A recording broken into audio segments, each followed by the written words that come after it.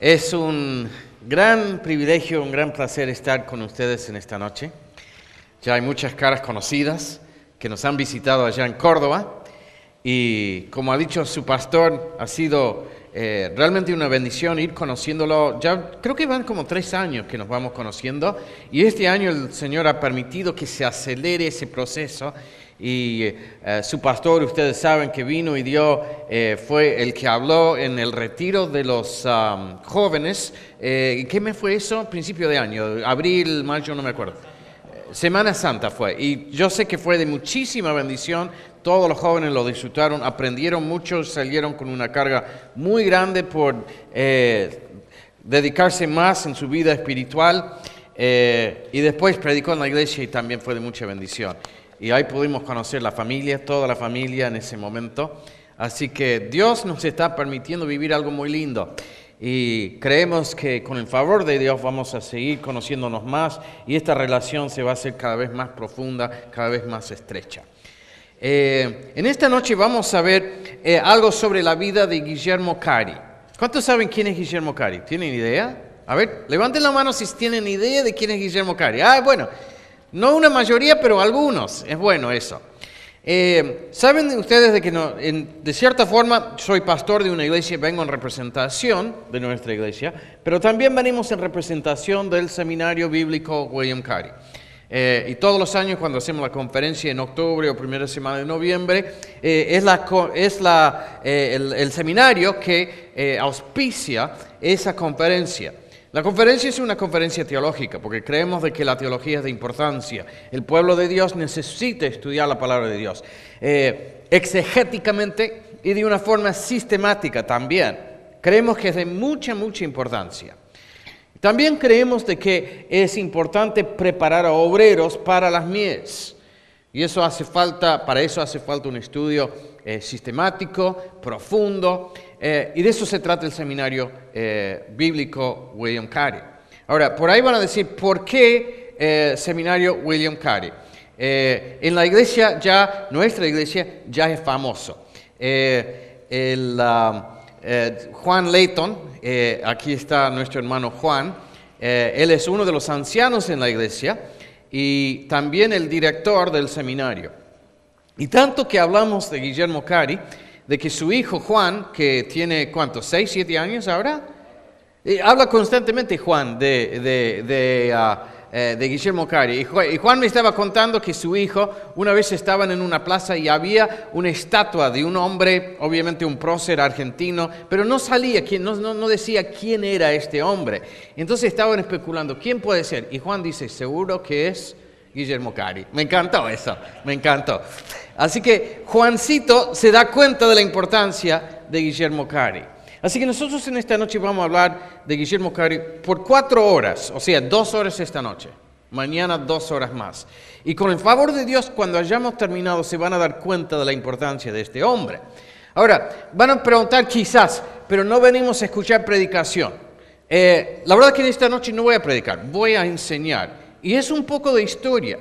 Pero si me presten atención, si me tienen paciencia, yo creo que se van a dar cuenta de que esto también es de profunda bendición para nuestras vidas. Sirve para desafiarnos. Y esto que vamos a presentar en esta noche es la primera materia que se dicta en el Seminario Cari. Para los que quieren ser alumnos alguna vez del Seminario Cari, probablemente la primera materia que van a hacer sería esta. Así que si escuchan ahora bien y toman bien los apuntes, si prestan mucha atención, ya habrán cursado la primera materia. Es cortita, las otras son largas, esta es cortita. Entonces presten mucha atención. Después, si quieren ser alumnos, van a tener que rendir un examen y todo lo demás, presentar un trabajo escrito, pero por lo menos habrán escuchado esta parte. Así que una ventaja. ¿Por qué nos importa este hombre? Ya vamos a hablar de eso, pero para que tengamos una idea bíblica de la importancia, no debemos crear héroes humanos. Entendemos que todo hombre es un ser humano más y cuando estudiamos la vida de Guillermo Cari vamos a encontrar que tuvo sus errores, tuvo sus fallas, pero en muchos sentidos ofrece un modelo para nosotros. Y hay un pasaje en la Biblia en 2 de Timoteo, que para nosotros como seminario ha sido de mucha importancia. Yo creo que por ahí los otros dos hermanos que van a hablar en algún momento van a tocar este versículo. Cuando hacemos algo en el seminario siempre volvemos a este pasaje. 2 de Timoteo, capítulo 2, y los versículos 1 y 2, y en especial el versículo 2. Dice, tú pues, hijo mío, Pablo le escribe a su hijo Timoteo, su hijo en la fe, el que él lo estaba preparando para que sea pastor. Dice, tú pues, hijo mío, esfuérzate en la gracia. Me encanta esa combinación. Es la gracia, es por pura gracia de Dios, pero esfuérzate en la gracia. Esfuérzate en la gracia. Dios obra en nosotros, es su pura gracia, pero Él también tiene cosas que quiere que hagamos. Quiere que vivamos vidas santas y quiere que seamos sus siervos en el mundo. Entonces levántate, no seas vago, esfuérzate en la gracia. Esfuérzate en la gracia que es en Cristo Jesús. Ahora, ¿cómo debe hacerlo? Y en el libro, en las cartas que Pablo le escribe a Timoteo, hay muchas instrucciones en cuanto a cómo debe hacer esto de esforzarse en la gracia. Pero lo primero que le dice es esto. Lo que has oído de mí ante muchos testigos, esto encarga a hombres fieles que sean idóneos para enseñar también a otros. Y ahí tenemos el propósito del seminario. Hay dos cosas que debemos ver. Primero, hay un legado teológico, una enseñanza que tiene un contenido. Una enseñanza con estructura, que ha sido pasado de uno a otro. Pablo en otras partes habla de su propio evangelio, lo que él había entendido, la revelación recibida del Señor. No era distinta de lo que predicaban los otros apóstoles, pero él había recibido una revelación especial. Esa revelación queda, por supuesto, plasmada en las Escrituras. Y él como fiel apóstol toma lo recibido del Señor y lo transfiere a otros. ¿Cómo avanza el evangelio? De hombre fiel en hombre fiel a otro hombre fiel. Pasa por el carácter del hombre. Un hombre fiel que no se da por vencido. Un hombre fiel que cuando ha sido llamado obedece el llamado del Señor. Un hombre fiel que se esfuerza. Y nosotros, si estamos en la fe, nosotros somos parte de esta larga cadena de hombres fieles. Entendemos que también mujeres. Pablo obviamente enseña en estas cartas, no está a favor de pastoras. No estamos hablando de eso. Pero sí que hacen falta mujeres también fieles, y sabemos que ha sido así. Ha habido mujeres que han sido de importancia en la vida de Timoteo, su mamá y su abuela.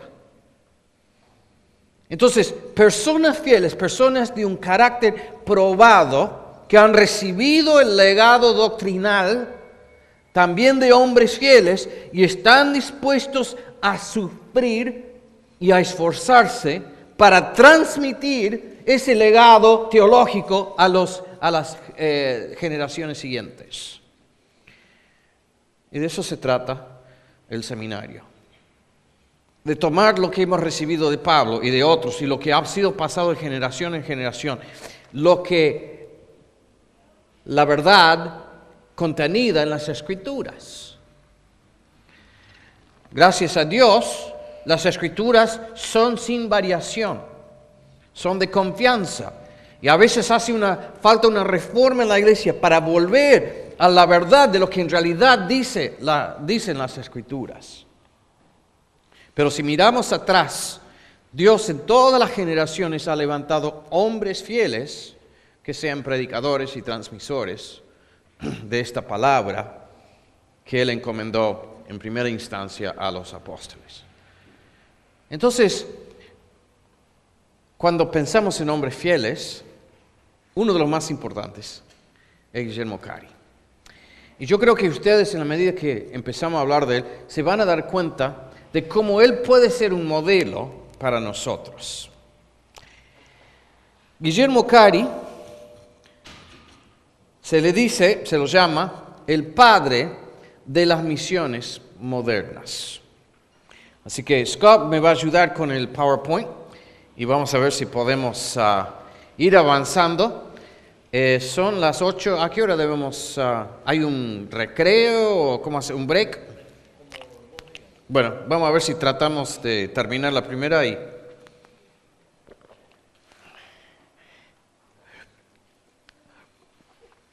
La importancia histórica de Guillermo Cari. Su nombre en inglés es William. A veces yo le digo William, a veces le digo Guillermo, a veces le digo Guille. Es el padre de las misiones modernas. Algunos discuten esto, podríamos entrar en los detalles. Yo he hecho un montón de investigación sobre esto y estoy convencido de que llamarlo el padre de las misiones modernas es legítimo. No vamos a entrar en todos los detalles en este momento, pero es el padre de las misiones modernas.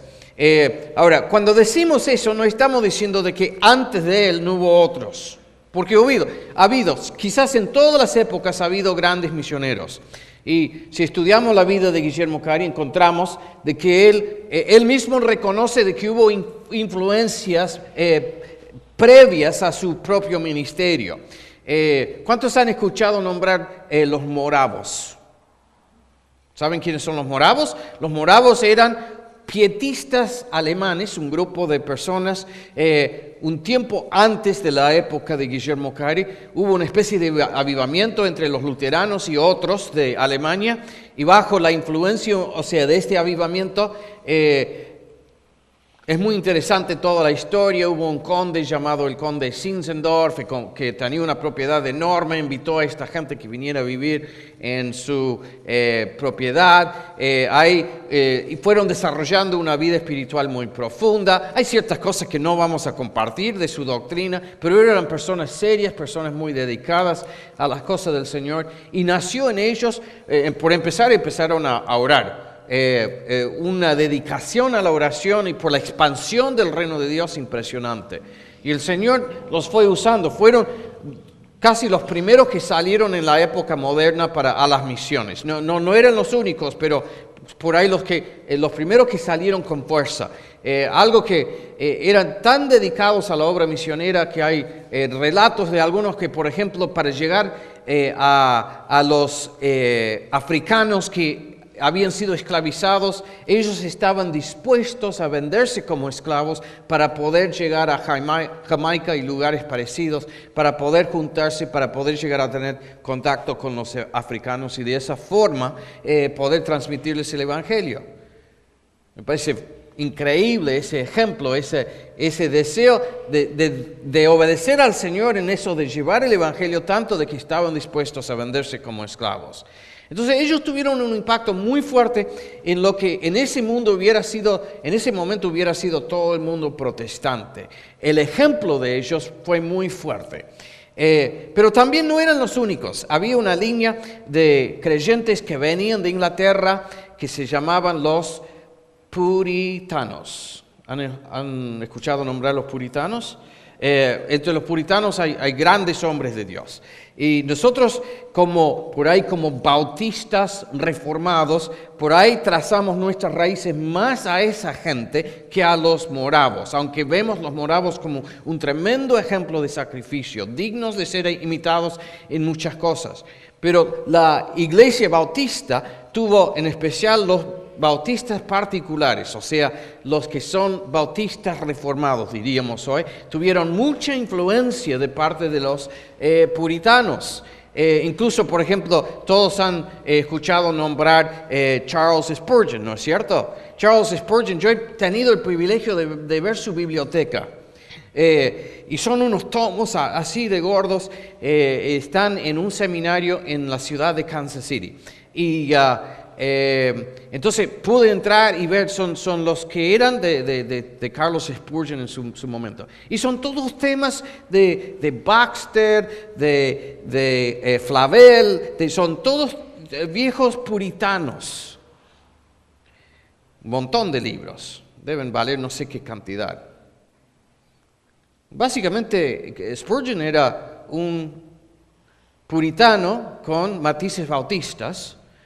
Pero su doctrina era una doctrina, su espiritualidad, su entendimiento de la santificación, por ejemplo, de la justificación, todas esas doctrinas, él las había aprovechado la biblioteca, creo que de su abuelo, o su papá, su abuelo tenía una gran biblioteca y de joven había leído todos estos tomos. Era básicamente un puritano. Los puritanos existieron en Inglaterra comenzando en ¿qué año? A ver, Pastor Rowley, que no me acuerdo. 1500 en adelante, fines de 1500 y algo. Bueno, es larga la historia, pero eran personas que querían purificar la iglesia. De ahí sale el nombre. Y eran repudiados por grandes sectores de la sociedad. Pero ellos vieron en la iglesia oficial de ese momento cosas que no eran aceptables. Entonces luchaban por tener una vida de iglesia y una vida no solo de iglesia, sino una vida privada, o sea, una vida personal, una espiritualidad individual también purificada por la palabra de Dios. Bueno, los puritanos también, aunque muchas veces la gente no se ha dado cuenta, los historiadores no lo mencionan, pero los puritanos también tenían una tremenda carga misionera. Todavía no tenían una visión amplia de lo que era la obra misionera en todo el mundo, pero estaban naciendo esa visión, estaba empezando a surgir. Y hay grandes figuras en lo que en ese momento eran las colonias inglesas en América, o sea, en la zona sería la costa este de Estados Unidos, en el norte, en lo que se llama New England o Nueva Inglaterra. Los puritanos formaron una sociedad, una colonia en la zona de Massachusetts.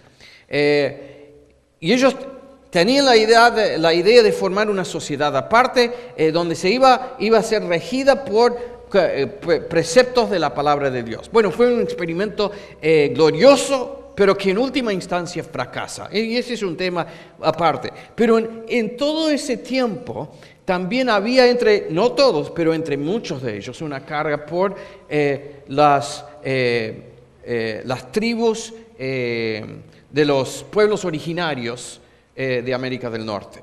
Entonces hubo grandes misioneros, hombres como John Eliot. Sería bueno que anoten ese nombre, a lo mejor puede llegar a salir en un examen. John Eliot, E-L-I-O-T, no me acuerdo, porque puede ser con dos. ¿Con dos L en este caso? ¿Con dos L y una T o dos T? Creo que es una T.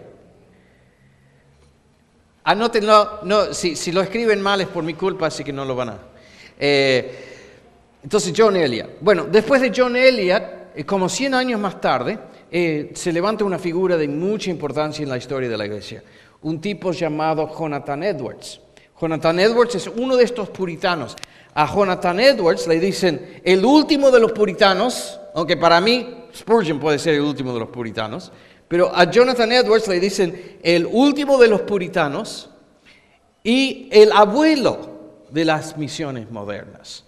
Y Jonathan Edwards vive en la primera parte del siglo XVIII, no me acuerdo las fechas exactas, pero 1720 por ahí nace, si no me equivoco. Y fue un pastor de mucha importancia en el estado de lo que hoy sería Massachusetts, y su iglesia en una ciudad llamada Northampton. Muy largo ese nombre.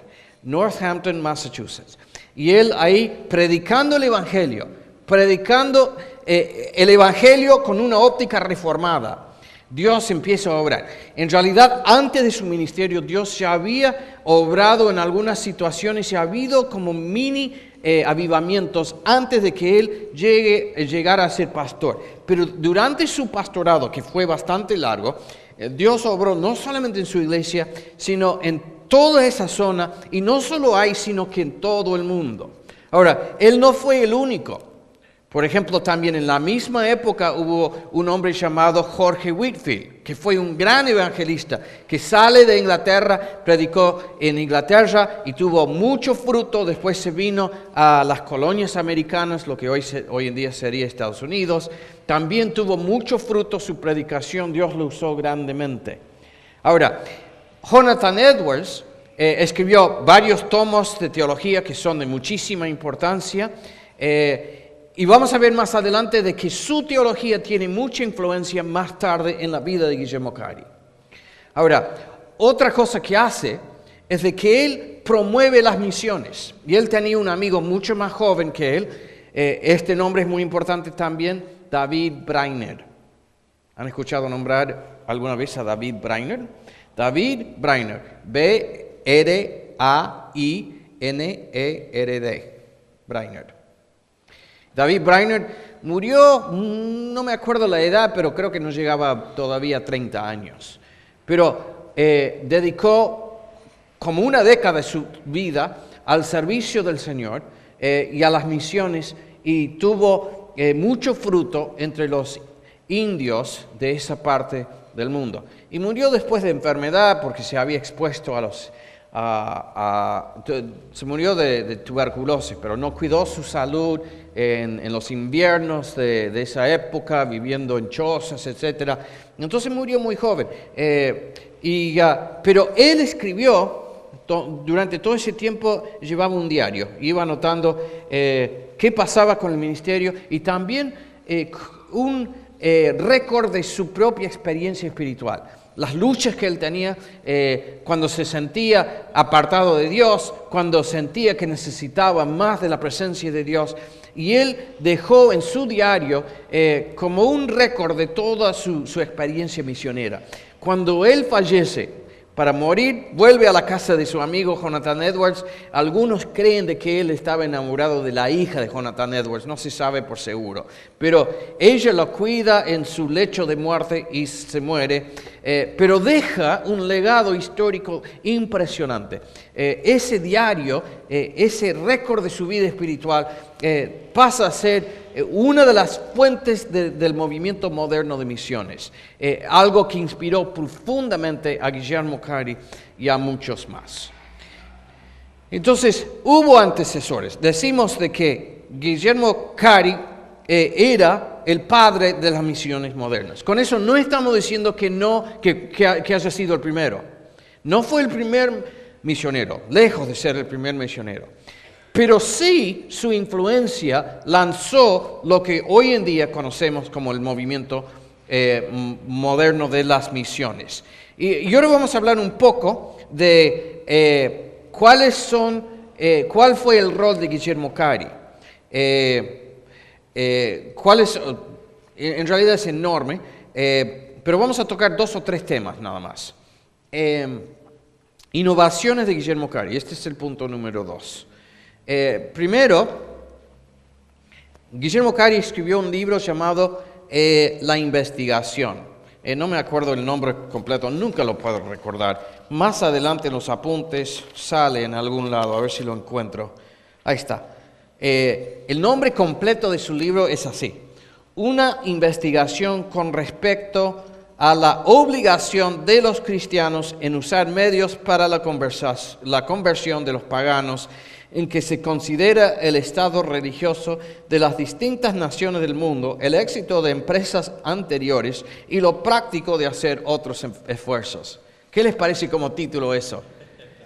Lo bueno de esos títulos antiguos es de que es casi un bosquejo del contenido de lo que escribe en el libro. Y es así. Si uno va leyendo ese título, que es casi un párrafo, en realidad tenés un bosquejo del contenido del libro. Y fue un libro revolucionario, tuvo un impacto profundo. Vamos a hablar más adelante de eso. Pero hay 5 partes en el libro. La primera parte es tiene un desarrollo teológico. Él defiende la idea de que la Gran Comisión era la responsabilidad de la iglesia de sus días y por extensión es también nuestra responsabilidad. Él en esa parte trata con algunos temas que eran solamente de su época y él, apoyándose en Jonathan Edwards, demuestra de que ciertos obstáculos que algunos tenían en su mente no eran válidos y que por lo tanto las misiones eran una responsabilidad también de la iglesia en los días de Guillermo Cari. Entonces la primera parte es una exposición o una defensa de la idea de que la Gran Comisión es para nosotros, era para las iglesias de aquel día, y por extensión nosotros podemos decir, es también para nosotros un mandamiento. Y quiero detenerme un segundo acá. que no quiero volver a predicar, pero esto es de muchísima importancia. Si uno lee los evangelios, los 4 evangelios, en los 4 evangelios encontramos, en cada uno de los evangelios encontramos una versión de la Gran Comisión. Damos el salto al libro de Hechos, y en el primer capítulo del libro de Hechos también encontramos una versión de la Gran Comisión. Entonces, por lo menos 5 veces, y en realidad podríamos encontrar también en las cartas, en las epístolas, otras frases que podríamos tomar como una versión de la Gran Comisión. Ahora, nosotros decimos que somos reformados, y eso es importante. En todo el mundo, gracias a Dios, yo creo que estamos viviendo una época de avivamiento genuino, no avivamiento trucho, porque avivamientos truchos hay muchos. No, esto me parece que hay un pequeño avivamiento y Dios quiere que siga creciendo. Y el avivamiento real en parte significa un volver a la sana doctrina. Significa recuperar cosas que se han perdido. Significa reformar la iglesia, ponerla en línea con la verdadera teología, la verdadera doctrina. Y eso está ocurriendo en muchas partes. Está empezando despacito está empezando a ocurrir aquí en nuestro país, en la Argentina. Y damos gloria al Señor por eso. Ahora, el problema puede ser, sin embargo, que muchas veces la gente reformada les encanta la doctrina. Les encanta la teología. Les encanta el estudio de la palabra. Y bien, bárbaro, a mí también me gusta. Y así debe ser. Nos debe preocupar la verdad. Pero ¿saben qué? No solamente debemos estudiar la verdad, sino que debemos obedecer la verdad. Y si nosotros creemos que hay un Dios soberano, ¿quién cree que Dios es soberano? ¿Están convencidos que Dios es soberano? ¿Y qué nos ha dicho Dios? Nos ha dado un mandamiento. Nos ha dicho que debemos llevar el Evangelio a los fines del mundo. Que comenzando por Jerusalén, Judea, Samaria y hasta los fines de la tierra. Y lo que hace Guillermo Cari es demostrar de que ese mandamiento sigue vigente. En los días de Guillermo Cari, la reforma creo que llega a su culminación. Lo que comienza con Martín Lutero, pasando por distintas etapas de expansión, de un evangelio que se extiende por Europa, un evangelio que llega hasta el continente americano en el norte, un evangelio que por fin empiezan a darse cuenta de que no es solamente para ellos, sino que es también para el mundo. Y a partir de Guillermo Cari, la reforma protestante empieza a extenderse a todo el mundo. Entonces, la primera parte de su investigación, él hace una defensa de esta idea de que nosotros también somos responsables por cumplir con la Gran Comisión. Bueno, en la segunda parte, una historia. Y yo creo que tenemos una copia de la investigación en el material de la... Sí, tenemos uno publicado por el nombre del seminario. Si me dejan el email, si alguien quiere leer este libro, esta investigación, creo que son como 80 páginas. Podemos hacérselo llegar si después hablan con Scott, si le dejan su correo electrónico, él les va a pasar el PDF. Entonces, la segunda parte es la historia. Y él empieza con la iglesia primitiva y toda la historia de los esfuerzos evangelísticos y misioneros que ha habido en toda la historia de la iglesia. También algo muy interesante. La tercera parte, él analiza la condición espiritual de su mundo. Y son tablas, es muy interesante. Son tablas donde él dice, países musulmanes. Y él va poniendo la cantidad de la población y cuántos son los creyentes, y en caso de los musulmanes, no, casi ninguno. Y país por país, zona por zona, ha hecho un análisis de la condición de su mundo. Nosotros hoy en día hay libros que uno puede comprar que te dicen, esta tribu y esta etnia, y te da toda esa información. El primero en hacer eso fue Guillermo Cari. Sale en esta investigación. Y en esos días no tenía internet para hacer la investigación. Iba a la ciudad de Leicester y se fijaba, leía los diarios, porque en los diarios encontraba datos. Iba recopilando datos de todas partes. Entonces, la segunda parte, una investigación del mundo. 4, una defensa de si era viable, porque algunos dirían, pero es una locura esto, nadie lo había hecho. La idea de mandar un misionero a la India, él antes de ir a la India, terminó siendo misionero en la India, pero él tenía una carga muy grande por las islas del Pacífico. Entonces, él había empezado con esa idea en la cabeza, quiero ser misionero a las islas del Pacífico. Y entonces algunos decían, pero ¿cómo se puede hacer eso? Una locura. Pero él decía, es sencillo. Si nosotros tenemos él siendo inglés, hacían negocios por todo el mundo. Se subían en un barco, iban, intercambiaban cosas, por ahí estafaban a los... no quiero hablar más de los ingleses. Pero hacían sus negocios y volvían. Dice, si esa gente lo puede hacer, ¿cómo nosotros no podemos llevar el Evangelio? ¿No podemos hacer lo mismo? Y usa esa lógica. Y la última parte, una propuesta concreta.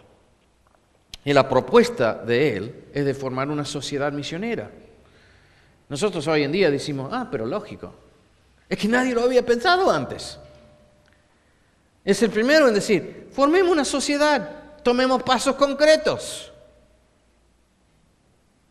Tenemos que esforzarnos, como dice Pablo, esfuérzate en la gracia. Y Guillermo Cari se esforzaba en la gracia. Dijo, tomemos pasos concretos. Y después dijo, yo voy como primer misionero. Entonces la investigación. Ahora, ¿por qué decimos que es el padre de las misiones modernas? ¿Saben qué? Creo que estoy en problemas. Tengo mucho por cubrir y no vamos muy rápido. Vamos a ver si avanzamos un poco más rápido. El dilema de agencia, esto lo vamos a decir rápido. ¿Qué quiere decir eso? Es justamente lo que dijimos recién. ¿Cómo se hace? Acá estamos en Tucumán, decimos queremos ser parte de lo que Dios está haciendo en el mundo. ¿Cómo lo hacemos? Es lo que estamos viendo, venimos hablando con Juan en el auto. Hoy nosotros tenemos una carga por mandar gente a un campo que no sea la Argentina. África, la India también. ¿Cómo lo vamos a hacer? No es simplemente cuestión de decir, me gustaría y nada más. Hay que pensar la forma y eso requiere a veces años de trabajo, llegar al punto en que uno tenga la capacidad de mandar a alguien. Ahora, un problema para las iglesias protestantes antes, en la época de Guillermo Cari, es que nadie había pensado un método. Cuando llega la Reforma Protestante, ocurrieron muchas cosas positivas en la vida de la iglesia, pero ¿saben qué? Perdieron algo que la iglesia católica tenía. Toda una estructura y una forma de lograr cosas. Los misioneros católicos salieron antes que los protestantes. ¿Por qué? Porque tenían agencias, tenían instituciones, tenían organizaciones capaces de lograrlo. Nosotros en Córdoba tenemos la manzana jesuítica. Es un legado histórico impresionante, hermoso, es muy lindo. Y lo que lograron los jesuitas en su época en Córdoba fue muy bueno. Y esto lo hicieron antes de Guillermo Cari. Por medio de lo que eran los jesuitas, por medio de las órdenes católicas y por medio de los monasterios, los católicos tenían un mecanismo para extender la fe católica por todo el mundo. Ahora, cuando nosotros decimos, hay cosas que no podemos aceptar, cuando ocurre la Reforma Protestante, ocurren muchas cosas, pero bajo la nueva estructura de la iglesia todavía no existe una forma de enviar misioneros. Había habido algunos intentos, los puritanos, y podríamos entrar en los detalles, pero en especial si uno era una iglesia independiente, como eran los bautistas, ¿cómo hacías para enviar a alguien al campo misionero. Y entonces la propuesta, y quiero que después lo lean, no podemos entrar en los detalles, pero es muy sencillo lo que él propone. Y se logra. Y se envían los primeros misioneros a zonas que no son cristianas. Bueno,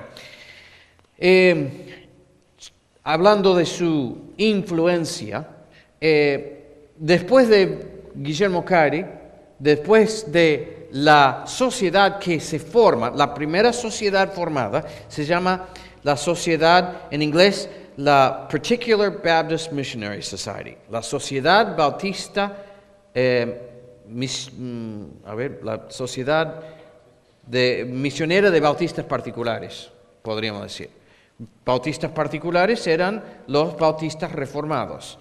Entonces ellos formaron su sociedad bautista de misiones. Pero ahí nomás, pasaron 2 años nada más, y la iglesia anglicana formó la que se llama la Church Missionary Society. Después los congregacionalistas formaron la que se llama la Sociedad Misionera de Londres. Después se formó una en Glasgow, se formó una en Edimburgo, en Escocia. Y empezaron a saltar por todas partes agencias misioneras, sociedades misioneras, porque vieron que se podía.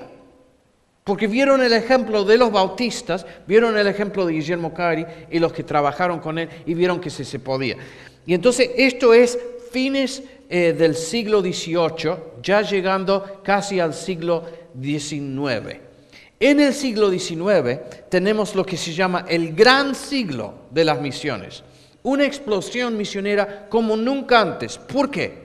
Porque se encontró una forma y porque Dios obró en muchos corazones, obviamente. Fue una obra de Dios, pero hubo pasos prácticos tomados por muchas personas. Se formaron agencias misioneras, se formaron sociedades misioneras. No tenemos tiempo de entrar en los detalles, hubo muchos errores, muchas cosas que hoy en día diríamos, no, eso no sirve.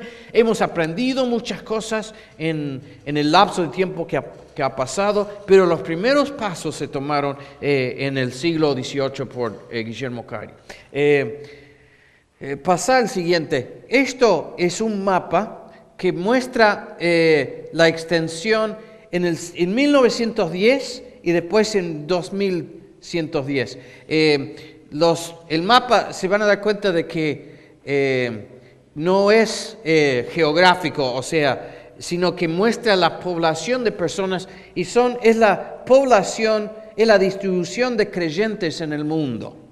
Entonces, en 1910, que sería básicamente el fin del gran siglo XIX, el gran siglo de las misiones, ahora después sigue en el siglo XX también un crecimiento de las misiones mundiales, pero ese primer siglo después de Guillermo Cari, uno ve, por ejemplo, esto sería África. Obviamente África es mucho más grande, pero si vemos la cantidad de creyentes en esa época, era muy pequeña. Ahora, llegando a 2010, a 2010, miren la cantidad de creyentes que hay. También pasa lo mismo en América del Sur. Miren la cantidad de creyentes que hay. Ahora, si podíamos volver atrás a 1810, nada de esto ni podrías verlo. Todo esto no existiría. O sea, porque no había creyentes, básicamente no había creyentes en el resto del mundo, solamente en Europa. Entonces no existiría nada de esto y no existiría nada de esto. Solamente Inglaterra, Alemania, básicamente, esta zona, es lo único que podríamos ver. La Reforma Protestante creció. Pero con Guillermo Cari de repente se extiende. Y entonces llegamos, el siglo XIX produce esto. Gracias. El siglo XIX produce esto, este crecimiento, pero todavía recién está empezando el crecimiento de la obra misionera. Pero las semillas plantadas por Guillermo Cari van creciendo al punto de que tenemos esta cantidad de creyentes en el continente africano y en nuestro propio continente. Entonces vemos, eso es una forma de visualizar el impacto del movimiento comenzado por Guillermo Cari. Una cita. Algunos lo han comparado a Guillermo Cari con Lutero, y me parece que es justa la comparación. No es exacta, pero nos ayuda. Un estudioso de la India dice: en la historia moderna del cristianismo, dos grandes hombres de Dios, Martín Lutero y William Carey, han tenido un rol significativo en introducir dos distintas eras en la historia de la iglesia cristiana. Y es una buena forma de entender los últimos 400, 500 años de la historia de la iglesia del cristianismo. Lutero, que cuando clava las 95 tesis en la puerta de la iglesia, comienza la reforma protestante. De ahí la semilla de la reforma que va creciendo, pero recién explota, se extiende a todo el mundo con Guillermo Cari. Y si entendemos eso, hemos entendido la importancia del hombre. Entonces podemos hablar de una nueva era misionera. Y esto para nosotros es vital. Hoy en día se habla de misiones de todas partes a todas partes. Cuando pensamos en misiones, la idea que nos viene a la mente por ahí es gente que... A ver, volví un segundo al mapa. Gente que viene de acá o gente que viene de acá, ¿no es cierto? Esa es la idea que tenemos. ¿Quiénes son los misioneros? Es gente que tiene una cara como la mía, o que tiene la cara de nuestro hermano Walter Rowley. Pero eso es el pasado. Eso es historia ya. Todavía, gracias a Dios, hay lugar para misioneros de mi país o del país del hermano Rowley. Pero no es el futuro. Tampoco en realidad es el presente. El presente es otra realidad. Son misioneros que salen de Corea y se van a todo el mundo. Hay muchísimos misioneros que salen de la India, ¿saben? Y están, en especial misioneros trabajando dentro de su propio país, indios. Misioneros de América del Sur que están trabajando en todo el mundo. Yo hace un par de años pude visitar la India y pude conocer dónde vivió Guillermo Cari, pude visitar el seminario que él fundó, pude predicar en el púlpito donde él predicó, que fue una experiencia esa. Ahora, una de las experiencias que más me llamó la atención cuando estuve en la India, estuve en Calcuta, visitando unos hermanos que son de El Salvador, y ellos tienen una obra en la ciudad de Calcuta. Ahora, para entrar a la India, uno no puede decir, bueno, quiero que me den la visa porque voy a ser misionero en la India. No puedes entrar así. Tenés que entrar con un negocio o otra cosa. Entonces ellos fueron y pusieron una escuela de la lengua castellana. Y los indios quieren estudiar castellano. Entonces van, y después se les enseña cultura. Y queremos enseñarles lo que significa para nosotros la Navidad. Queremos invitarlos que vengan a nuestra casa, que celebren junto a nosotros la Navidad. Y ahí se les explica el Evangelio. Bueno, eso fue cuando yo visité, habían estado como 5 años y todavía no habían tenido una sola persona que acepte al Señor. Y eso fue hace 2 años. 7 años más tarde, medio estilo Guillermo Cari, para diciembre de este año pasado, tuvieron la primera persona que aceptó a Cristo, un hombre que aceptó a Cristo. Y después de eso ha habido otro más. Y entonces son 2 los que han conocido a Cristo. Y eso en la India es una gran cosa. Ahora, cuando estuve en la India, ¿saben qué? Conocí un misionero americano. Pero conocí más misioneros de América Latina. Conocí un hombre que hacía un ministerio para alcanzar a los chicos de la calle. Y él tenía un ministerio de fútbol, deportivo. Porque decía, los puedo juntar para que jueguen al fútbol y después comparto el Evangelio. Me invitó a que fuera a ver su ministerio. Entonces fuimos a un parque y tenía 2 grupos de jóvenes. Un grupo más o menos grande y un grupo de chicos de 12 para abajo, me parece. Entonces los otros estaban jugando un partido, entonces invitó a que vinieran los chicos más pequeños. Y les dijo, quiero que conozcan a Samuel, mi amigo de la Argentina, dijo. Cuando dijo de que yo era de la Argentina, todos empezaron a decir, Argentina, la mitad decían Argentina. Y levantaron la camiseta. Y debajo tenían la camiseta argentina. Y yo dije, ¿qué cosa? Y cuando Cuando hicieron eso, la mitad levantaron su camiseta y abajo tenían la camiseta de Brasil. Entonces estos chicos indios que algunos decían Argentina, Argentina, y los otros decían Brasil, Brasil, Brasil. Y yo ahí entendí el impacto que pueden llegar a tener misioneros de nuestro país en otras partes del mundo. Misioneros argentinos. Entonces nosotros estamos viviendo una nueva etapa misionera. Gracias a Dios todavía uno como yo puede participar. Gracias a Dios nuestro hermano Walter Rowley también puede ser misionero. Pero yo creo que en gran medida mucho de lo que Dios va a hacer en los próximos años va a ser con gente que sale de acá, que salen de otros países. Dios está haciendo algo maravilloso. Ahora, es una nueva etapa de lo que comenzó con Guillermo Cari. ¿Por qué me parece tan importante entender esto? Es bueno entenderlo de por sí, pero para nosotros, los que queremos hacer misiones a partir de América Latina, Guillermo Cari no es simplemente una figura histórica, sino que es realmente un modelo. ¿Por qué digo que es un modelo? En la medida que vamos avanzando nos vamos a dar cuenta de varias cosas de él. Primero, su carácter. Vamos a hablar de su carácter. Eso lo vamos a ver en detalle. ¿Qué clase de hombre era?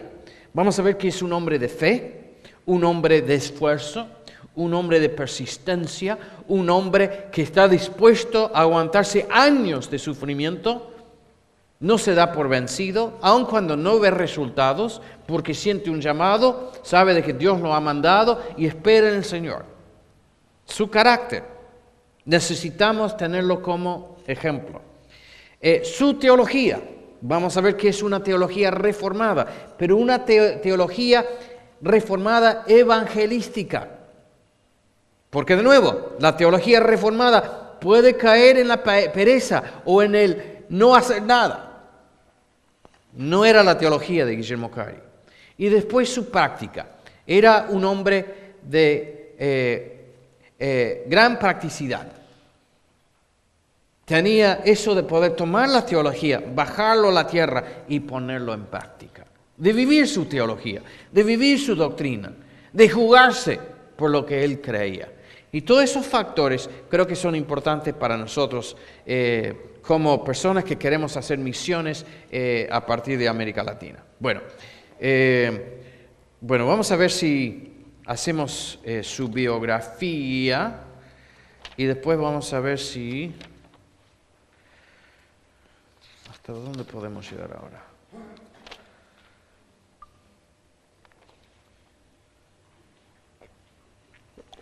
Vamos a ver si por lo menos hacemos su biografía y después vamos a tomar un break. Rápidamente para que tengamos una idea de su vida. Nace en el año 1761. Este es el pueblo donde él nace y yo calculo, yo lo visité también hace un par de años y para mí que no ha cambiado mucho de la época que estuvo él. Esa es la iglesia donde su papá trabajaba en la iglesia, era una especie de capellán en la iglesia. Hay una foto. Creo que no está la foto, pero cuando visitamos la iglesia había una señora anciana, muy linda la señora, y nos contaba detalles de la vida de Guillermo Cari, y había una columna, estaba el púlpito, y había una columna, y al lado así los asientos, y yo no sé si es verdad, pero en el segundo asiento donde está la columna, ella decía, ahí se sentaba Guillermo Cari cuando era niño. Y su papá lo obligaba a sentarse ahí para que lo pudiera ver del púlpito porque se portaba mal. Yo no sé si es así. Pero en la puerta de esa iglesia está la tumba de su papá. Uno lo ve ahí todavía. Su papá murió y ahí lo tienen enterrado. Bueno, nace en 1761. En 1776... pasa a ser aprendiz de zapatero. Había querido le gustaba mucho el campo, le gustaba trabajar en el campo, y era de una familia pobre, que creo que es muy importante. Guillermo Cari siempre fue pobre hasta que llega toda su vida. Después el Señor lo usa para levantar millones, lo que hoy en día serían millones para la obra. Pero toda su vida fue un hombre en lo económico sacrificado. Y antes de llegar al campo, y los primeros años que estuvo en la India, sufrió una barbaridad por no tener recursos económicos. Y me parece muy importante su ejemplo, porque a lo mejor tenemos la idea de que las misiones solamente se hacen si hay muchísima plata. Y así no fue con el caso de él. Bueno, entonces comienza como aprendiz de zapateros. Se convierte en el año 1779 en una reunión de oración. Es muy interesante la historia. El zapatero, el encargado donde él trabajaba, era de la iglesia anglicana, como él lo es. Esta es una iglesia anglicana. Y él se hacía el agrandado porque era de la iglesia oficial. Y había otro zapatero, otro aprendiz que trabajaba con él que era bautista. Y entre el zapatero y Guillermo Cari le hacían la vida imposible. Y le hacían argumentos, lo peleaban siempre. Y el pobre no sabía cómo contestar. Hacía lo posible por contestar, pero los otros eran más rápidos y un poco más así, estilo bullying, ¿viste? Era muy agresivo. Sí.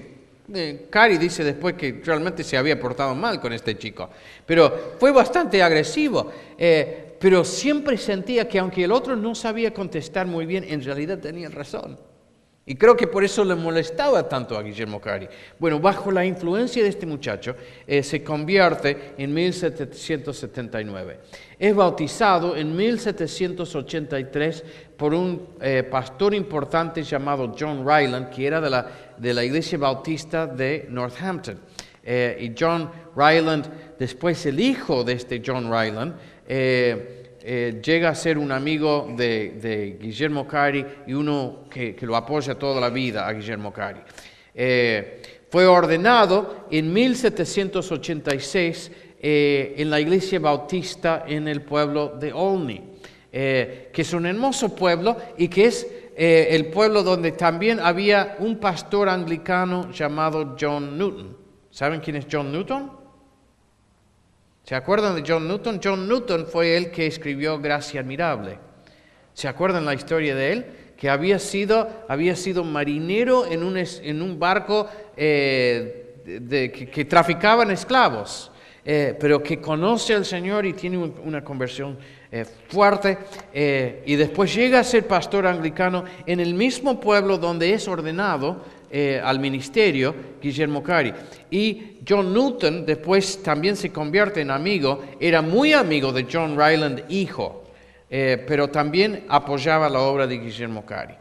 En 1792 publica la investigación, la que hablamos antes, una investigación con respecto a la obligación de los cristianos en usar medios para la conversión de los paganos. Y en ese mismo año se establece la Sociedad Misionera de Bautistas Particulares, que fue el 2 de octubre. Y hay muchas cosas que sería muy interesante tocar ahí, pero no tenemos tiempo. 1793 fue nombrado como misionero a la India el 10 de enero. Llega a Calcuta el 11 de noviembre de ese mismo año. Pasan varios años de mucho sufrimiento con su esposa, sus hijos. Van a un lugar que se llama los Sundarbans, que es una especie de... estaban en Calcuta, pero el apoyo que necesitaban no había llegado, hubo problemas con el apoyo, quedaron sin dinero en esta ciudad extranjera, sufrieron muchísimo y supieron de que en esta zona de los Sundarbans, que era un lugar desierto, la gente se había ido porque había muchos tigres y porque habían bandidos que venían y mataban a la gente. Entonces había quedado despoblada esa zona. Entonces el gobierno, queriendo que se volviera a poblar, estaba regalando terrenos. Y estaba en tanta miseria la familia de que decidieron de que lo que tenían que hacer era tratar de ir y trabajar en una de estas propiedades. Y pasaron varios años, un par de años ahí, después se van a unas más al norte. Es complicada la historia, pero la verdad es que pasaron por situaciones muy difíciles. En esa época también muere uno de sus hijos.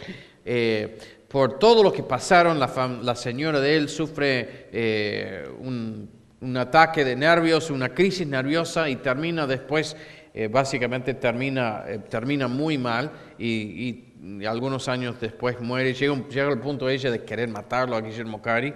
Hay cartas en que él escribe de que su esposa lo acusaba de cosas horrendas y trata de matarlo. En todo eso muchas veces se lo ha criticado a Guillermo Cari, y en parte quizás está bien lo que se le critica. Yo no sé hasta qué punto está bien criticarlo, porque tenemos que recordar que es el primero. Hoy en día, con todo lo que sabemos de la señora, de la familia, a lo mejor diríamos, no, en realidad no conviene que vayan. Pero en ese momento nadie lo había hecho antes. Y era tal la dedicación de Guillermo Cari, cuando él sale, la esposa dijo, no voy, y se quedaba. Pero después otro de los que fueron con Guillermo Cari vuelve, ya estaban en el barco, subido al barco, y la señora dice, no voy. Y uno dice, pero qué falta de fe. Uno podría criticarla a la señora, pero en esos días un viaje a la India muchas veces significaba la muerte, y ella tenía pequeños hijos. Entonces el esposo le estaba diciendo, vamos a ir a la India para hacer ¿qué? Si antes nunca nadie había ido de misionero así. Entonces ella dice, no, yo me quedo. Ahora eso podemos decir, ¿cómo se va a quedar? Pero era muy normal eso. Los capitanes de los barcos se iban y la familia se quedaba. Ella decía, yo me quedo, te espero. Entonces viene después uno que dice, no, vení. No Guillermo, sino uno que lo acompañó, John Thomas, y dice, vení. Entonces lo convence en el último momento, se sube al barco, llegan a la India, y lo que viven es impresionante. Creo que no podemos entender lo que tuvieron que aguantarse. Uno de sus hijos se muere. Cuando quieren enterrarlo, no hay nadie que lo quiere enterrar, porque los hindúes y los musulmanes no querían tocar el cuerpo porque se iban a contaminar y iban a perder su casta. Entonces fue algo terrible. Entonces, yo por ahí no lo culpo tanto a Guillermo Cari, tampoco la culpo a ella, sino que lo veo todo como una situación tremendamente trágica. Y hay que entender que la esposa de él es casi como podríamos decir que es una de las primeras mártires del movimiento moderno de misiones.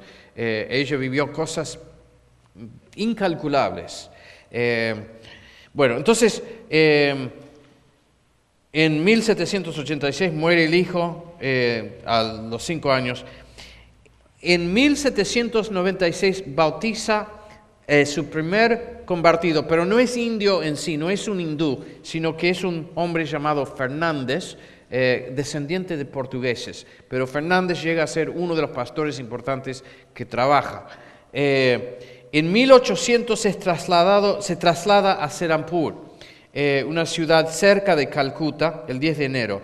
Y el primer hindú que se convierte es Krishna Paul, que es bautizado el 28 de diciembre de ese mismo año. O sea, llega en 1793, el primer hindú que se convierte son recién en 1800. Importante entender eso.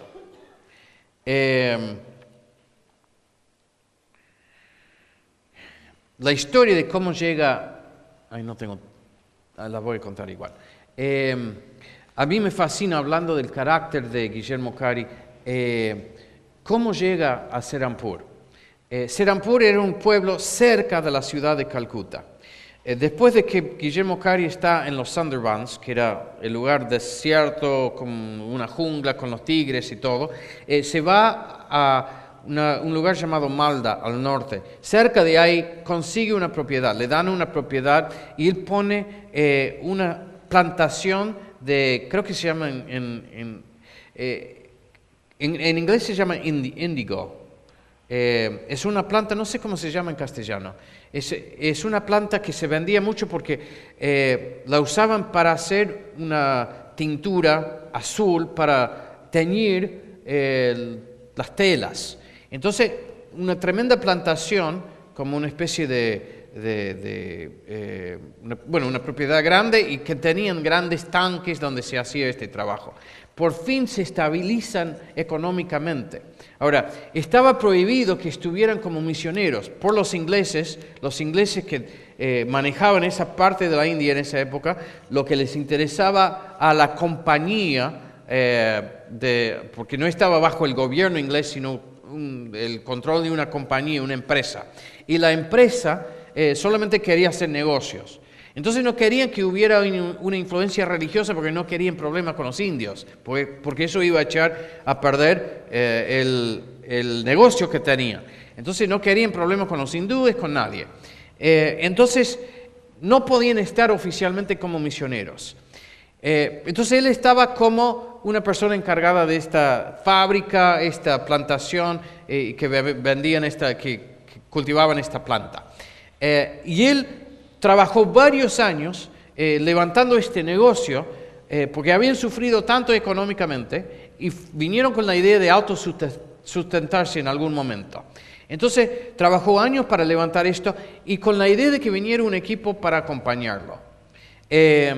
Y que estando ahí iban a tener el sustento y de ahí la base para evangelizar la zona. Él empezó a evangelizar la zona, era una zona de muchos ríos y él tenía un bote, en el bote había una mesa y él salía día tras día y evangelizaba la zona. Pero también era administrador de esta fábrica, de esta plantación. Entonces tenía todo arreglado, varios años de trabajo para que llegara el equipo. Por fin llega el equipo, son varios misioneros. Entre ellos un matrimonio llamado Marshman y un hombre llamado William Ward. Hay otros más, pero que ahí nomás se mueren. Llegan, clima de India, se mueren. Pero llegan los nuevos misioneros a Calcuta.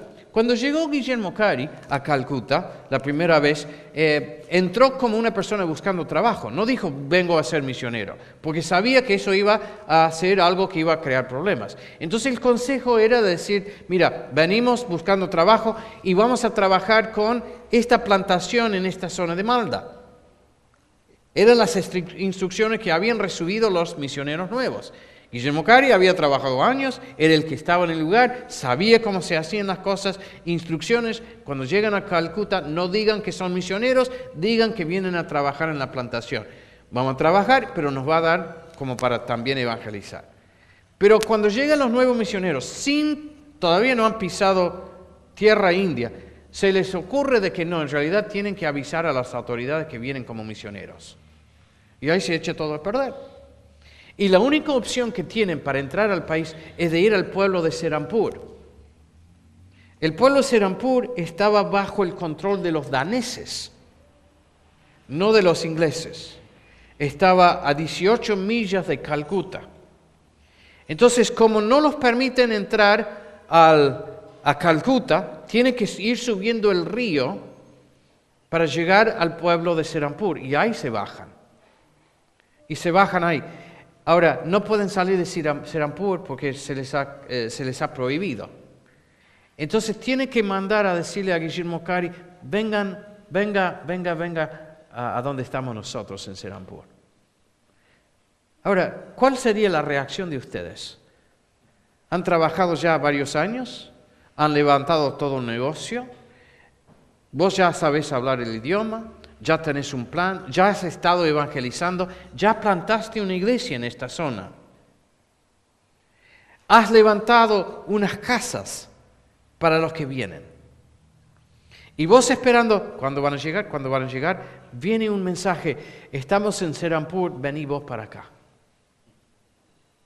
¿Qué hace vos? Yo los mato. Yo les digo, vuélvanse. ¿A qué vinieron? ¿Qué se creen? ¿De qué se la dan? ¿Saben qué hizo Guillermo Cari? Pasó una noche en oración, empacó todas las cosas y se fue a Serampur. Porque pensó que era importante trabajar en equipo. Ahora eso después terminó siendo providencial. No fue por la sabiduría de los misioneros, pero después se dieron cuenta de que esa ciudad de Serampur era el lugar clave. Por muchas razones, y no tenemos tiempo, pero se estableció ahí la misión, la primera misión en la India, y Dios hizo grandes cosas. Bueno, eso habla del carácter, me parece, el nivel espiritual de este hombre. Bueno, estando ahí, uno de los beneficios es de que ahí nomás, cuando él se estableció en Serampur, estaba cerca de Calcuta, y en Calcuta había una universidad que se llamaba el Fort Williams College, y estaban buscando personas que pudieran enseñar bengalí. Y el único profesor era Guillermo Cari. Y entonces lo mandan traer a Guillermo Cari. Y los ingleses que prohibían que fuera misionero empezaron a pagarle un buen salario. Y lo pusieron y lo rodearon de los mejores estudiosos de sánscrito, de bengalí, de todos los idiomas de la India. Entonces, providencial. El proyecto de Guillermo Cari era traducir la Biblia. Estando en esta escuela, de repente se encuentra rodeado de los expertos más importantes de todo el país. Entonces, bueno, en 1801 había venido trabajando en el Nuevo Testamento en bengalí, termina esa traducción el 7 de febrero. En 1807 muere su esposa Dorothy. En 1808 se casa con una mujer llamada Charlotte Drummold, que era una danesa que conoció en el lugar. En 1821 comenzó en la Universidad de Serampur, el Serampur College. En 1821 muere la segunda esposa. En 1823 se casa con Grace Hughes. Tuvo 3 esposas. En 1829 prohibieron, no tenemos tiempo de entrar en todo eso.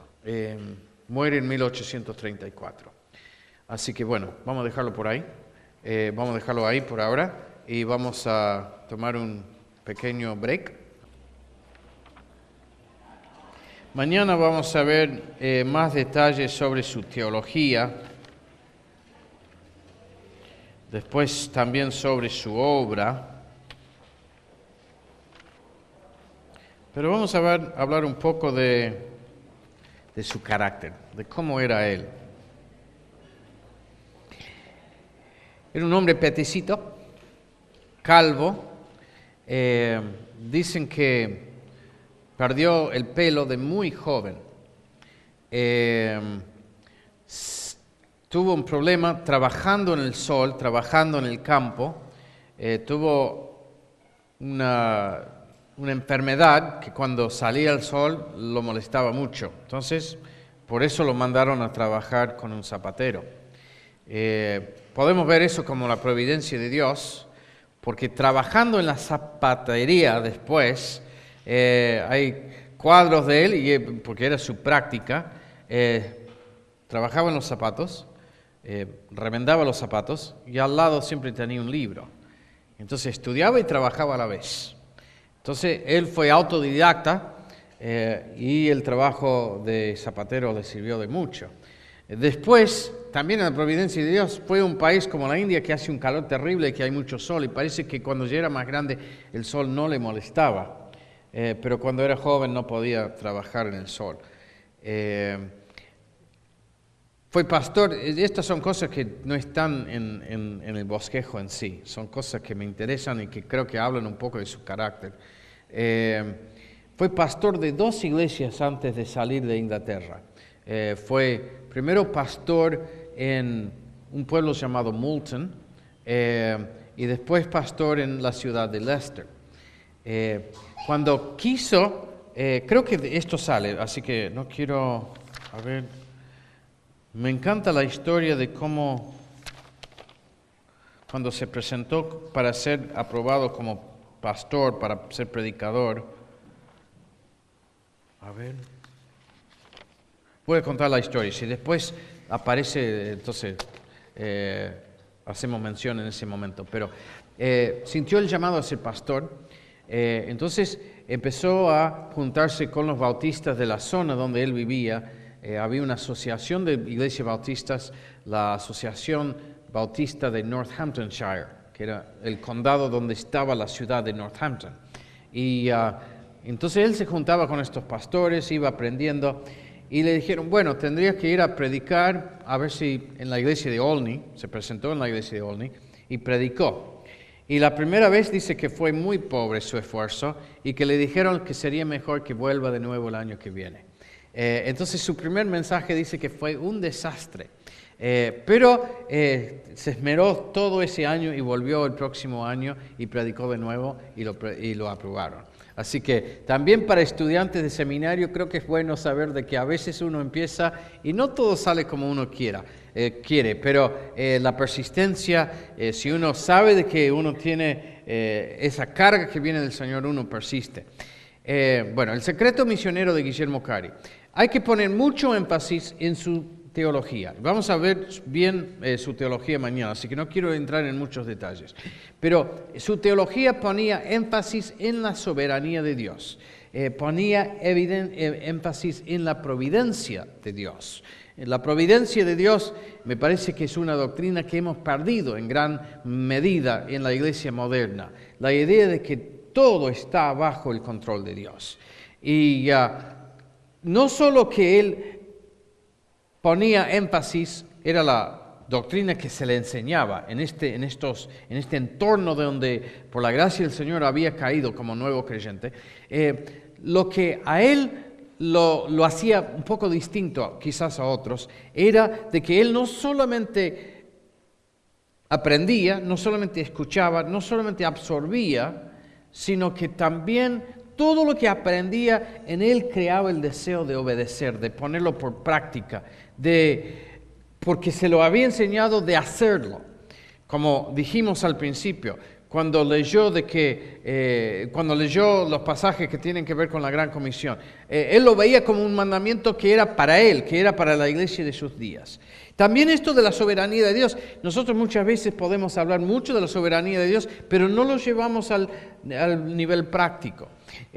Hay un famoso dicho que lo vamos a ver creo que mañana de Guillermo Cari, que era, espere grandes cosas de Dios, intente grandes cosas para Dios. Ese fue su lema. Espere grandes cosas de Dios, intente grandes cosas para Dios. Es el resumen de su teología en realidad. Si creemos en un Dios grande, entonces si sabemos que Él está buscando nuestra obediencia, debemos obedecer. Y podemos, porque es un Dios grande, tener una visión grande. ¿Por qué no podemos pensar cosas más grandes de las que estamos pensando? Ahora, no es cuestión de imaginación, de inventar cosas, pero el mandamiento es muy grande. ¿Cuál es el mandamiento? Llevar el Evangelio a los fines de la tierra. Eso es enorme. Debemos obedecer. Y no nos achicamos frente al mandamiento porque creemos que tenemos un Dios grande. Entonces estamos dispuestos a lanzarnos por fe y tomar pasos por la fe, pasos de obediencia, pasos prácticos para llevar adelante la obra del Señor. Entonces, todo lo que él aprendía de la teología, la idea que quiero que tengamos en este momento es simplemente de que no le pasaba simplemente por la cabeza, sino que llegaba a su corazón. Y lo obligaba a moverse, lo obligaba a tomar pasos, lo obligaba a la obediencia. Entonces vamos a ver en él tres cualidades. Primero, y esto lo vamos a desarrollar en más detalle, pero primero su preparación, segundo su practicidad y tercero su persistencia. Tres cualidades que marcaron la vida y el carácter de Guillermo Cari. Entonces vamos a empezar con lo de la preparación. Y es importante entender que él enfrentaba un gran obstáculo. El obstáculo era de la pobreza.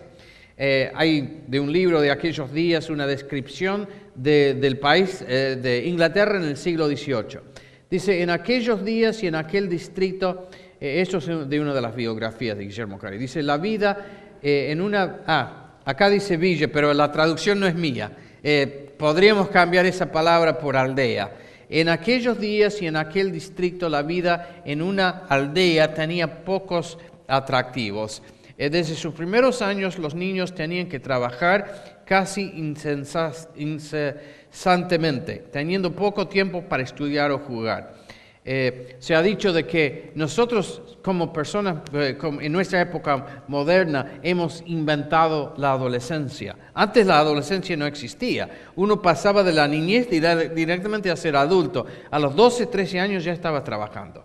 Bueno, hay lugares en el mundo donde todavía eso pasa, incluso en nuestro país, donde uno a temprana edad ya está trabajando, cada vez menos, gracias a Dios, en la Argentina. Pero en aquellos días, si uno no tenía mucha plata, no venía de una familia acomodada, a los 12, 13 años ya a trabajar. Entonces, se pagaba poco por el trabajo y con frecuencia había carestía, o sea, la falta de alimentos. Los empleos principales eran la zapatería, la sastrería, los peinadores de lana, tejedores, leñadores y agricultores. Era la época en que estaba empezando a producirse la revolución industrial. Entonces estaban pasando de una economía de campo a una economía de pequeños talleres a después una economía de grandes fábricas. Y entonces la gente también estaban viviendo situaciones de mucho cambio cultural y que muchas veces costaba, no había una red social, entonces muchas veces la gente pasaba tremenda necesidad. Una de las historias que me fascina de Guillermo Cari es de que en los primeros años que él como pastor, con tantas ganas que tenía de juntarse con los otros hermanos pastores, todos los años se hacía una reunión mensual, todos los meses se hacía una reunión, se juntaban los pastores y él no tenía para andar, no tenía caballo, tenía que ir caminando, entonces a veces eran 20 kilómetros o más. Y él muchas veces no había comido. Entonces, caminando todo el día para llegar a la reunión, o toda la mañana, 20 kilómetros, llegaba a la mañana, pasaba todo el día en las reuniones con los pastores, no tenía para comer y volvía a la casa caminando a la noche y no había comido todo el día. Las esposas e hijas ganaban algo hilando y haciendo encajes. El pago común de un trabajador en el verano era de como unos 25 a la semana con su cerveza y una copa de leche para el almuerzo. Otros trabajos se pagaban en proporción con este. Y yo no sé, unos 25 no sé lo que es porque no me acuerdo. Esta biografía es de hace muchos años. Lo que sí podemos concluir que era muy poca plata. Otros trabajos se pagaban, la renta, o sea, la alquiler de una hacienda de 100 acres y había pocas muy grandes, eran como 30 libras esterlinas.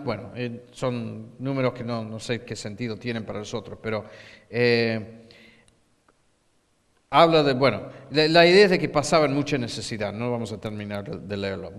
Trabajó como zapatero, ya hemos hablado de que por una alergia o por un problema de salud no pudo seguir y la providencia que eso implicaba en su vida. Ahora, también una situación que vivían era la exclusión social por no ser de la iglesia oficial. Recién hablando con el hermano Walter Routley estábamos hablando justamente de esto. Había una gran división entre las clases sociales en Inglaterra. Esa diferencia social también después se reflejaba en la India, entre los ingleses que habían emigrado a la India. Y muchas veces él, por ser de una clase trabajadora, no recibía tanto respeto de las personas que eran de las clases altas. Y tuvo que lidiar con eso toda su vida. Ahora, también implicaba, si uno era, por ejemplo, de una iglesia bautista, era algo que era bastante molesto, porque, por ejemplo, en el caso de él tuvo que casarse en la iglesia anglicana de la ciudad, del pueblo había un pueblo que se llama Hazleton, que está cerca donde está, había una iglesia bautista en este pequeño pueblo, era donde conoció a su esposa Dorothy. Pero para casarse no podían casarse en la iglesia bautista, tenía que ser en la iglesia de los anglicanos, si no era oficial el matrimonio. No se reconocía el matrimonio de otra forma. Entonces hubo muchas cosas así que impedían el avance social de los que no eran anglicanos. Por ejemplo, más adelante hay un famoso, importante misionero anglicano llamado Enrique Martin, que fue a y estuvo un tiempo en Serampur y después estuvo en otras partes. Y fue un gran misionero, fue un gran hombre de Dios. Más joven que Guillermo Cari, pero estuvo en Serampur y recibió el consejo pero ahí tengo una carta de él, donde él todavía no sabe nada de bengalí. Pero él en la carta escribe que seguramente estos bautistas hubieran aprendido, hubiera sido bueno que pudieran haber recibido una mejor educación. Y que habiendo recibido una mejor educación, a lo mejor serían mejores traductores. Henry Martyn había estudiado, no sé si en Oxford o si en Cambridge.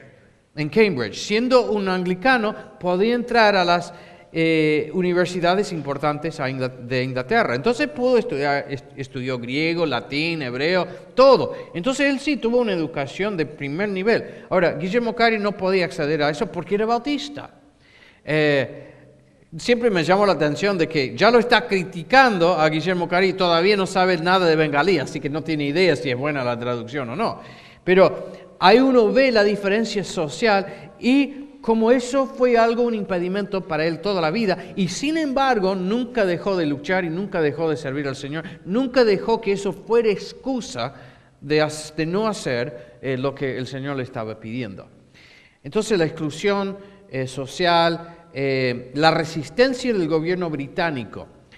Uno puede dividir el ministerio de Guillermo Cari en la India en distintas etapas. Etapas en que hay resistencia de distintas partes. La primera parte sería la primera parte sería hasta 1800 más o menos, que es la época de gran pobreza. La segunda etapa sería de 1800 a 1813, cuando en esa época hay gran resistencia, persecución casi, de la parte del gobierno británico. Los británicos, el gobierno oficial, o en realidad esta empresa que tenía la licencia de aprovechar todo lo económico en la India, estaban muy en contra de su ministerio y le hacían imposible la vida. En un momento invadieron la ciudad esta de Serampur, la ciudad danesa, llegaron los soldados británicos, se llevaron la imprenta que era de los misioneros. Después lo devuelven, el gobierno de danés dice, pero no pueden hacer esto, y entonces el gobernador de la colonia danesa los defiende, pero les hacían imposible la vida. Entonces los británicos estaban muy en contra de lo que estaban haciendo. A partir de 1813 cambia bastante la cosa de cierta forma, porque ha habido en todos esos años un trabajo muy fuerte en el Parlamento inglés, liderado en parte por un hombre llamado Wilberforce. ¿Saben quién es Wilberforce? Anoten su nombre, investiguen Wilberforce.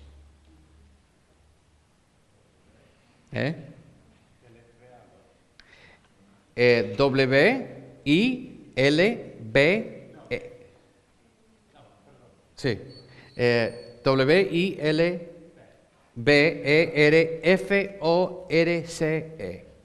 Wilberforce. Fue un gran político inglés que se convirtió al Señor y luchó por causas sociales de mucha importancia, incluyendo la abolición de la trata de esclavos. Y es algo que él logra después de muchos años, un esfuerzo heroico. También se convirtió, él era de una clase muy alta, era muy amigo del primer ministro de Pitt, que era una figura impresionante en la política inglesa.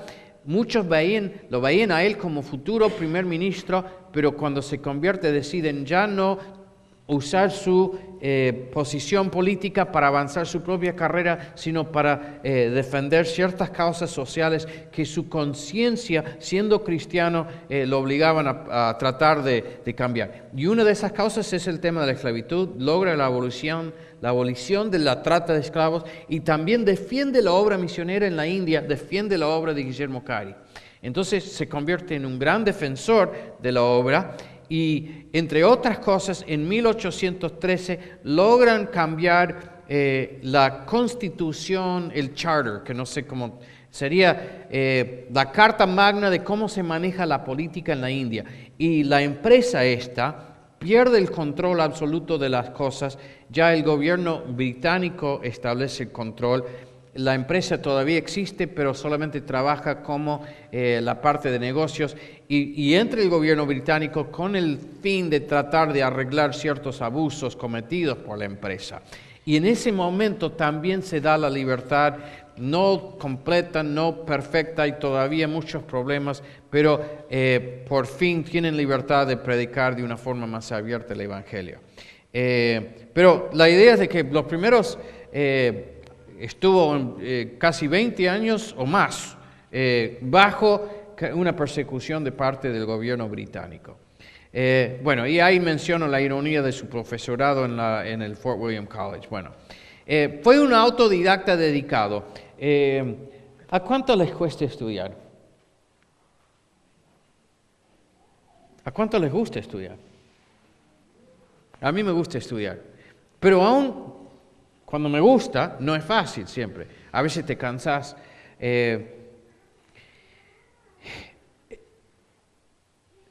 En una de las cartas hay una descripción de cómo era la semana, cómo él, cuando era pastor en la ciudad, en el pueblo de Moulton. Esta es la semana de Guillermo Cari cuando era pastor en Moulton. Dice, el lunes estudio idiomas, traduzco algo.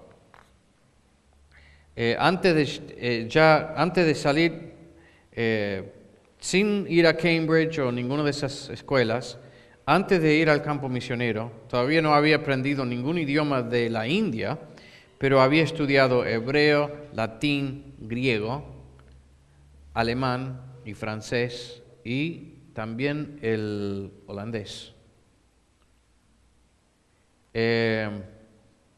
Entonces, no solamente que enseñaba, sino que traducía en su zapatería. O sea, esto es cuando también está haciendo otras cosas. El martes estudio ciencia, historia y composición. El miércoles predico del libro de Apocalipsis. El jueves hago visitación. El viernes y sábado se preparaba para el día del Señor. El domingo 3 veces predico en casa y una vez en otro pueblo.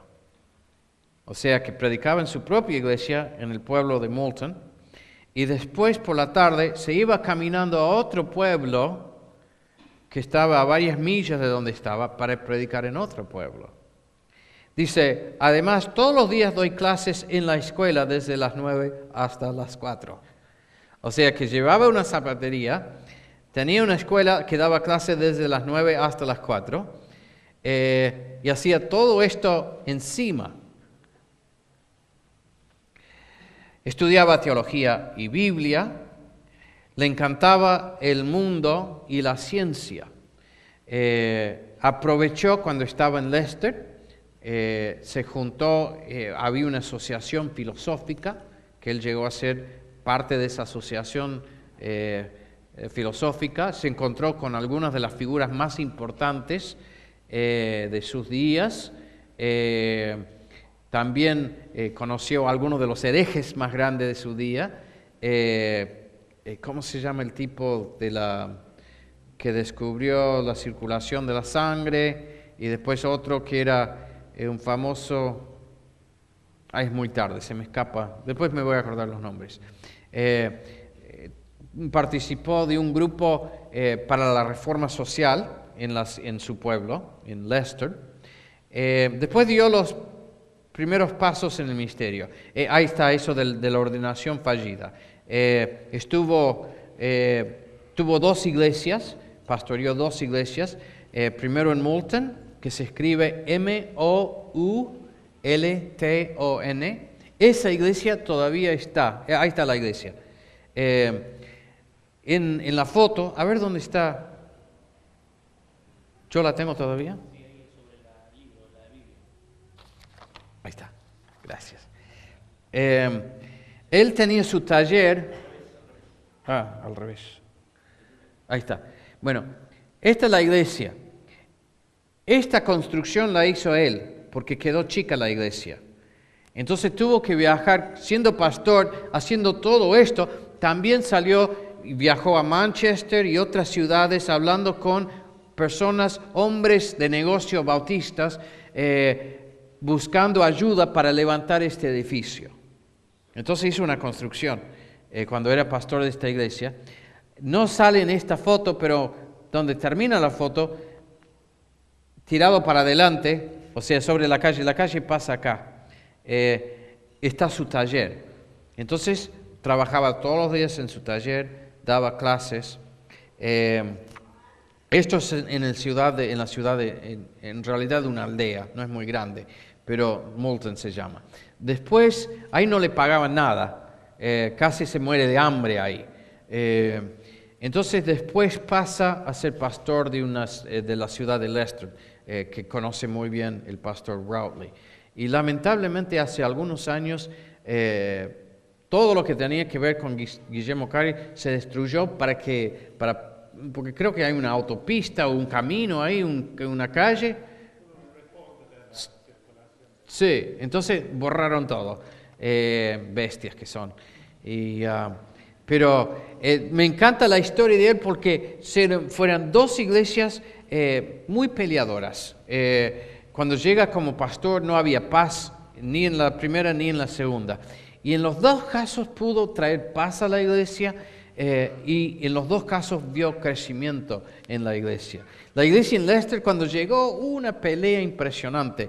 Y le estaba contando recién al pastor de que él, para terminar con los problemas en la iglesia, dijo: vamos a desarmar la iglesia, vamos a hacer un pacto de membresía y los que quieren ser parte de la iglesia van a firmar el pacto de membresía. Y en el pacto de membresía había cuestiones doctrinales, pero también en cuanto a la conducta, cómo se debían llevar entre hermanos y cuál debía ser su trato hacia el pastor. Y entonces muchos dijeron: no queremos firmar eso, y se fueron. Y los que firmaron, ahí el Señor empezó a bendecir y la iglesia creció.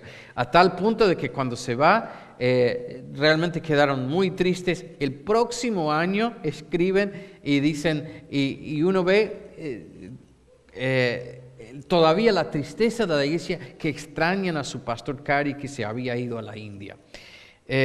Bueno, entonces, dos iglesias.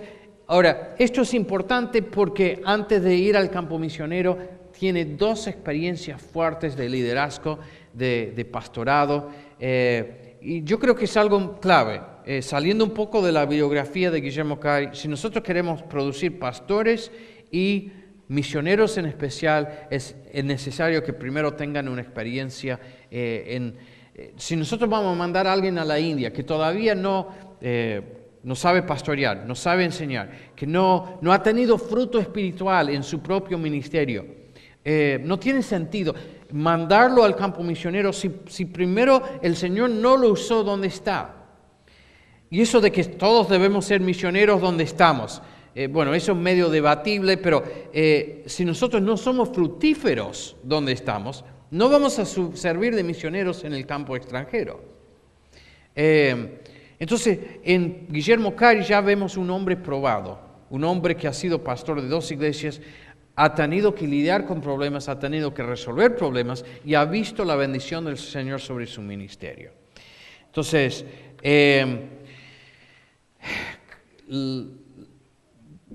fue pastor de dos iglesias. Entonces pasamos al segundo punto, la practicidad de Guillermo Cary. Es muy importante la influencia de Jonathan Edwards sobre ellos en este punto. Jonathan Edwards, varios años antes, había escrito un libro que era un llamado a la oración colectiva. La oración, él pidió de que se hiciera un esfuerzo de muchas distintas iglesias de reunirse una vez por mes y pedir por la obra del Señor en todo el mundo y por el avance del reino de Dios. Y como 50 años antes de esto, Jonathan Edwards había escrito este libro. Este libro, un llamado a la oración, cae en manos de los bautistas y justo el pastor de la iglesia en Olney, que es donde después Guillermo Cary es ordenado como pastor, este pastor hace una nueva edición de este libro. Lo publica y lo reparte entre las iglesias bautistas. Entonces, como 8 años antes de que Guillermo Cari escriba su investigación, los pastores de la asociación habían empezado esta práctica de que todas sus iglesias, creo que era un lunes por la noche, todos en su lugar se juntaban en el mismo horario pidiendo que el Señor hiciera que avanzara su reino. 8 años más tarde responde haciendo esta obra entre ellos. Entonces, la influencia de Jonathan Edwards sobre ellos y después el efecto de la oración, Dios que bendice sus oraciones. Entonces, primero la oración, después la importancia de cambiar mentes, de convencer a la gente, porque esta idea de la obra misionera era algo que era absolutamente novedoso para ellos. Entonces, vemos lo que hizo, el trabajo la investigación, el libro que escribe, es el resumen. Pero él ya venía hace varios años hablando con sus hermanos pastores en cuanto a la importancia de emprender la obra misionera. Entonces fue paciente, tenía una carga, tenía una visión, creo que de Dios, era una visión bíblica, pero era una obra del Espíritu Santo en su vida y él no se daba por vencido y se esforzaba por convencer a los demás. Ellos mismos, los pastores, le daban la razón y por fin le dicen a ellos, ¿por qué no escribís algo entonces? Y él en realidad no se sentía capacitado para hacerlo y quería que otro pastor escribiera este libro, esta investigación. Pero le dijeron, no, en realidad el que tiene la carga sos vos tenés que escribirlo. Entonces lo escribe. Después otra cosa en cuanto a su forma de trabajar era la idea de formar equipos. Su practicidad. Si nosotros vamos a lograr algo en el reino de Dios, tenemos que hacer esto, orar. Después tenemos que convencer a los demás. Después tenemos que trabajar juntos con los demás. Tenemos que formar equipos. Existe la idea, y en parte es cierto, de que hubo mucha resistencia a la idea de Guillermo Cari. La verdad es que, y vamos a ver esto mañana un poco, pero se había levantado una nueva generación de pastores, eran un poco más grandes que Guillermo Cari, pero una nueva ola de pastores que Dios estaba obrando en ellos. Vamos a ver mañana de que los bautistas en este momento estaban saliendo de una etapa donde había predominado el hipercalvinismo. Y el hipercalvinismo los había llevado al punto de no predicar, de no ofrecer el evangelio, de no exhortar a los hombres que reciban al Señor como Salvador. Ellos, bajo la influencia justamente, lo vamos a ver bien mañana, pero bajo la influencia de Jonathan Edwards, empiezan a salir de esto. Una nueva generación de pastores que empiezan a ver la importancia de la predicación evangelística, la importancia de salir por las aldeas. Habían dejado hace muchos años de extender el evangelio yendo a los lugares donde no había iglesia. Esta nueva generación de pastores empezaron a hacer este trabajo evangelístico. Entonces, Guillermo Cari, vamos a ver que toma el siguiente paso lógico. Si en realidad debemos ofrecer el evangelio a los ingleses que no conocen al Señor, también no tenemos la responsabilidad de ofrecerlo a los indios, a los africanos. Obviamente que sí. Pero ya había un movimiento, un obrar del Espíritu Santo entre estos hermanos. Ahora, dar el paso era en realidad un gran salto a la obra misionera. Eso ya era algo que les costaba entenderlo. Pero no es de que estaban en contra. Había una generación previa, algunos miembros de la generación previa sí estaban en contra. Y hay un relato de que él en algún momento en una reunión de estos pastores, después en un momento habían escuchado las predicaciones, y tenían la costumbre de tener una hora en que se podía hacer preguntas y debatir ciertos temas. Entonces preguntan, bueno, ¿qué temas quieren que conversemos? Y Guillermo Cari levanta la mano y pregunta, quiero que conversemos si no es nuestra responsabilidad llevar el evangelio a los perdidos del mundo pagano. Y el papá de Ryland, eran dos Ryland, John Ryland el papá y John Ryland el hijo. John Ryland el hijo es amigo de Guillermo Cari y se convierte en un gran apoyo de Guillermo Cari en su obra misionera. Pero el viejo Ryland era así medio un poco hipercalvinista. Y creo que dijo algo así como, sentate, callate, cuando Dios quiera salvar a los paganos lo va a hacer sin tu ayuda y sin la mía, algo así. Y le cayó la boca, le cerró la boca ese día a Guillermo Cari. Pero Guillermo Cari insistió. Y entre los jóvenes pastores, los pastores más jóvenes, encontró cabida, encontró personas interesadas en lo que estaba promoviendo, pero todavía había cierta inercia y cierta falta de visión como para decir, podemos lanzarnos. Entonces, Guillermo Cari empieza a decir, bueno, la forma de hacerlo es de esta forma, debemos formar equipos. Entonces, la misión consiste, había un montón de pastores que él logra convencerlos a participar. En una reunión después de haber presentado la investigación, hablan de la importancia de esto y está terminando la reunión y su gran amigo Andrew Fuller, vamos a hablar de Andrew Fuller mañana, pero Andrew Fuller se convierte en el líder más importante en Inglaterra de este nuevo movimiento. Pero el pastor Andrew Fuller, bueno, dice, vamos a orar y vamos a terminar y vamos a seguir hablando de esto el mes que viene. Y Guillermo Cari está ahí sentado y lo agarra del brazo y dice, pero ¿cómo? ¿Vamos a dejar que pase otra vez? ¿No se va a hacer nada? Y fue esa la vez en que dijo, bueno. Entonces, antes de que se fueran, votaron y decidieron formar en esa reunión la asociación misionera, la sociedad misionera. O sea que él entendió la importancia de convencer, de orar, de convencer y después de ofrecer un plan. Y formó un equipo. En realidad hubo dos equipos de 3. Un equipo de 3 en Inglaterra, que eran los pastores Andrew Fuller, John Sutcliffe, que era el pastor de la iglesia en Olney, donde él fue ordenado, y después John Ryland, hijo. Y esos 3 pastores y muchos pastores más fueron la base de la obra en Inglaterra, de levantar el sostén necesario. Después, cuando llega a Serampore, en el año 1800, son 3 grandes hombres, Guillermo Cari, Marshman y William Ward. Joshua Marshman y William Ward. Y para los que están tomando la materia sería bueno, sí, hay una biografía, anoten ahí en sus apuntes de recordar estos nombres. Si leen la biografía van a encontrar estos nombres. No vamos a tomar tiempo de deletrearlos ahora, pero son importantes estos nombres, en especial los nombres de los otros 2 misioneros en la India. Bueno, entonces, y la cuarta cosa en cuanto a su practicidad, tenía una forma muy concreta de pensar en cuanto a concebir las tareas misioneras necesarias. Si vamos a hacer algo nuevo, tenemos que inventar la forma de hacerlo.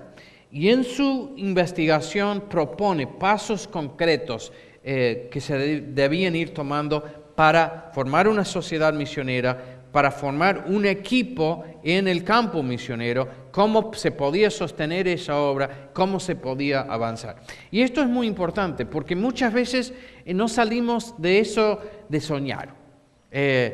Nos puede gustar la idea de ser misionero, nos puede gustar la idea de comenzar una nueva obra en Tucumán, pero si no empezamos a tomar pasos prácticos, no llegamos nunca. Hay que pensar, ¿cómo vamos a llegar? ¿Cómo se va a pagar? ¿Cómo vamos a levantar las finanzas? ¿Dónde vamos a establecernos? ¿Dónde vamos a vivir? ¿Cómo vamos a prepararnos? Y son un montón de preguntas que hay que hacerse, y no solamente hacerse, hay que buscar las respuestas y hay que tomar pasos prácticos. Y eso lo vemos en Guillermo Cari. Bueno, su persistencia, su fe y su carácter. Podemos hablar de 9 años que estuvo en Inglaterra tratando de convencer a los demás hasta que llega el punto en que los demás dicen, bueno, está bien, vamos a formar la sociedad misionera. 9 años en que labura, que trabaja, que escribe esta obra, su persistencia no se daba por vencido. 6 años o 7 casi desde que llega a la India, antes de que ve la primera persona aceptar a Cristo, o el primer indio, primer hindú. Muchos dicen, yo quiero salir ya. Hoy al mediodía comimos en la casa del pastor y hablamos de que algunas veces existe esta idea de que tenemos que levantarnos, no tenemos que prepararnos, vamos ya al campo misionero. Y de que esto es fe. No, al contrario, no es fe. Es no entender. Guillermo Cari, desde que empezó a promulgar esta idea, a promover la idea de una obra misionera, al día que bautizan el primer hindú, pasaron como 15 años. 15 años. Ahora, ¿es algo antibíblico eso? Vean los grandes líderes de las Escrituras. Moisés, ¿cuántos años tenía cuando Dios empieza a usarlo en el ministerio? Tenía 80 años. Pablo, ¿cuántos años pasó en preparación? Antes de conocer al Señor, muchos años porque había sido estudiante de Gamaliel. Y después, ¿cuántos años se fue a Arabia? Pasó muchos años. Los mismos discípulos de Jesús, antes de que son encomendados como apóstoles y misioneros, pasaron 3 o 4 años con el mismo Señor Jesús, antes de que el Señor los larga al ministerio. El rey David, ejemplo tras ejemplo tras ejemplo, donde Dios son tiempos en que aprendemos muchas cosas, donde el Señor moldea nuestro carácter. Y esta idea de que es instantánea, no es así. El Señor no usa a nadie que no haya preparado primero por medio de largos años, a veces de sufrimiento y de experiencias, de crecimiento, de pasos prácticos. Su fe, su carácter, su humildad, su epitafio es este. Guillermo Cari, nacido agosto 17 de 1781, murió el 9 de junio de 1834. Y él quiso de que en su tumba saliera esto, dice, un gusano miserable, pobre y desamparado, en tus bondadosos brazos caigo. Y él siempre se veía simplemente como un objeto de la gracia de Dios. Cuando llega al fin de su vida, había recibido un doctorado, era reconocido en todo el mundo, era uno de los hombres más famosos de todo el mundo. Y sin embargo, nunca... esto es donde lo enterraron. Es muy interesante. Yo visité este lugar y este epitafio no lo vi, porque está acá abajo. Y cuando uno entra, hay varias construcciones, ¿cómo se llaman estos? Mausoleos, no sé, en el lugar. Y ahí está enterrado Marshman y está enterrado Ward. Y son así. Esa es de la familia de Guillermo Cari. Ahí está su hijo y está su esposa. Pero él no quería ser enterrado en uno de esos, no quería un monumento. Y lo de él está en el piso. Entonces yo entré, yo sabía que estaba en el piso y quería dejarlo para lo último. Entonces vi eso, al lado sé que está lo de Guillermo Cari. Después vi lo de Marshman y vi lo de Ward. Y después había ido con un estudiante del seminario y me daba cosa hacerlo esperar mucho. Entonces dije, vamos, y me olvidé de volver y ver lo de Guillermo Cari. Y me puse tan triste cuando no vi... esto es en Serampur, está a 18 millas más o menos. Pero después me di cuenta que estaba bien, que en realidad Guillermo Cari lo hubiera querido así, porque no le gustaba que la gente, qué sé yo. Era un hombre de mucha humildad. Bueno. Disculpe, pastor, en el 1761 nació. Sí. Hay que corregir ahí. Ay, gracias. Otro error. Muchas gracias. Sí. ¿Me ayudas a recordar eso? Hay otro error en la fecha de la muerte del hijo. Sí, en 96. Gracias. Bueno, esto es de cuando ya estaba en en la India, su ética de trabajo. Se levantaba a las 5:45 y hasta las 7. Se vestía, leía un capítulo de la Biblia en hebreo y después hacía sus devociones. 7 a 10 hacía culto con la familia en bengalí. Después estudiaba, leía persa con un maestro. Después revisaba traducciones al indostánico y recién desayunaba. Después traducía una porción del Ramayana del sánscrito al inglés. Ramayana es una obra importante de la literatura de la India y él estaba traduciendo esa obra al inglés. De 10 hasta la 1:30 daba cátedra en la universidad. De la 1:30 hasta las 2 almorzaba. De las 2 hasta las 6 de la tarde revisaba en este momento estaba revisando una traducción de Jeremías al bengalí. Después traducir Mateo 8 al sánscrito con ayuda de uno de los estudiosos que trabajaban con él. Desde las 6 hasta las 7 tomaba el té y leía, este es otro idioma de la India, Telugu, con un pandit que es un profesor hindú. Y recibía visitas esto es un día tipo, ¿no? Recibió visitas de Londres. Desde las 7 hasta las 9, preparé y prediqué un mensaje en inglés con 40 personas presentes. Desde las 9 hasta las 11, traducir Ezequiel 11 a bengalí. Después una carta a Ryland, John Ryland, el hijo. Después terminaba el día leyendo un capítulo del Nuevo Testamento en griego y se encomendaba a Dios y a dormir. O sea, en ningún lado dice de que estaba viendo televisión.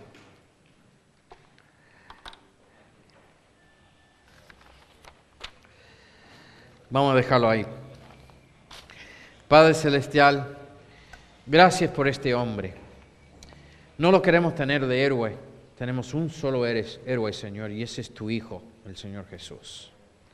Pero, Señor, gracias por ciertos hombres de la historia que han estado llenos del Espíritu Santo y que nos sirven como modelos, como ejemplos dignos de ser imitados. Gracias por lo que hiciste por medio de este hombre, un hombre de muchas, de cierta forma, un hombre insignificante, un zapatero de la clase trabajadora, un hombre pobre, pero rico en fe, y un hombre obediente, dispuesto a lo que sea. Señor, pedimos de que hagas una obra similar entre nosotros. Señor, pedimos de que estés levantando de entre nosotros hombres y mujeres con esta misma fe, esta misma persistencia, esta misma carga por llevar las noticias de tu Hijo, el Evangelio, al mundo perdido. Señor, pedimos que hagas una obra entre nosotros. En el nombre de tu amado Hijo.